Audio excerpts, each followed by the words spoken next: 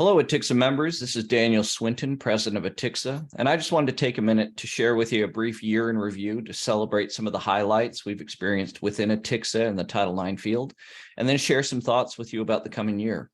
So this past year, we celebrated Title IX's 50th anniversary. It's a remarkable milestone for the cause of sex and gender equity in education. And it was also a reminder to me, and I think to many of us, of how far we still have to go in this field. I don't say that to be dejected in some way. I wish we were much further along than we are. But I do think that we as a field have helped move the needle forward in ways that could not have been accomplished without the hard work of all of you. And in terms of all of you, ATIXA reached a 10,000 member milestone this year, which is quite remarkable for those of us who were on the ground as we created ATIXA back in 2011. It's exceeded our expectations, but certainly not our hopes and dreams. But if you think about the fact that we have 10,000 members within ATIXA, all rowing in the same direction to bring about the causes of equity and belonging and inclusion, that's a remarkable grouping of people. And so thank you for letting ATIXA be part of that journey for you all. We also returned to in-person events. Yay! It did have the negative of not being able to wear sweatpants when I present, but it did have the added benefit, significant benefit of being back in person and seeing so many of you again. It was a wonderful time to reconnect with you, all of you, to be able to enjoy company, to speak with you outside of sessions. We celebrated the 50th anniversary of Title IX there at the conference. We had so many cupcakes that even I couldn't eat them, which is saying something. We had a photo booth. It felt kind of like a wedding, but it was a lot of fun. So, and if you'd never seen Brett, like Dawn, one of those little play mustaches that they have for photos, you really missed out. So the other big thing that dropped this year was the proposed rulemaking, right? The notice of proposed rulemaking and the draft regulations that came out. And you saw ATIXA's responses to that. You saw our comments on it. We hosted a number of webinars. We updated our trainings. We released a sort of a primer course to help you all prepare for the regulations dropping, which we expect to happen this next year, probably we're guessing probably late spring. We'll see where that goes. But rest assured that like last time in 2020, ATIXA will be here to offer you significant resources, policies, procedures, pretty in the moment webinars and guidance that we can provide. For our super members, you're going to see a lot of information come out. You'll have access to some added benefits in terms of added trainings and more in-depth information. And then this coming year, we talked this year about the in-person trainings. We've got 3 more coming up this year. We have one coming up in January in Orlando.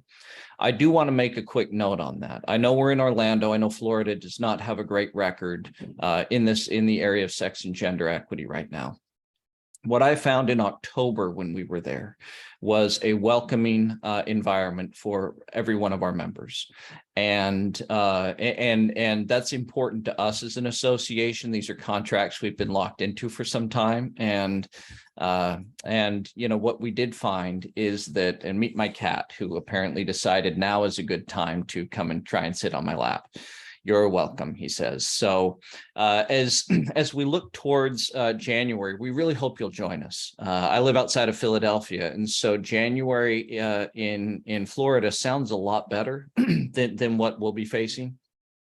But more so because I'll get to be with and see so many of you all in attendance at that. And we have a number of training programs and events that we'll be offering there.